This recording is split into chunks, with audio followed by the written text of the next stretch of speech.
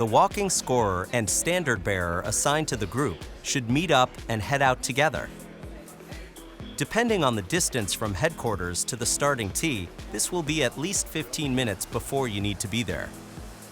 Always double-check if your group is starting at the first tee or the 10th tee, since oftentimes more than one teeing ground is in use. Make sure to arrive there in enough time to see the group ahead of you start. After the preceding group has departed the teeing ground, enter and introduce yourself to the USGA starter. At that time, you will also meet the referee assigned, who will be supervising your group. From that point forward, the three of you will remain together, unless instructed otherwise by the referee or walking scorer. The walking scorer will provide guidance for the standard bearer during the round. The starter will introduce you to the players and their caddies. Once introductions have been made, any discussions with the players are strongly discouraged unless initiated by them. If there's a question about a score, ask the referee or the player's caddy for assistance. After all tee shots have been played, let the players and their caddies exit the teeing ground first, and then the three of you follow them.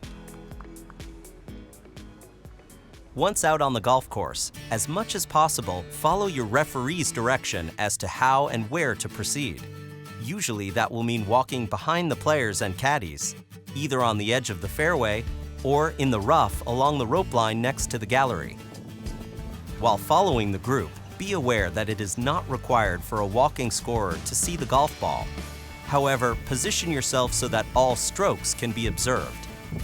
For standard bearers, make sure the face of the standard is facing the spectators on the side of the fairway, but don't fight the wind to do so. It is absolutely fine for the standard bearer to put the standard down while players are taking strokes. At each green, 2 chairs will be stationed for the walking scorer and standard bearer. These are usually located near the exit to the next hole.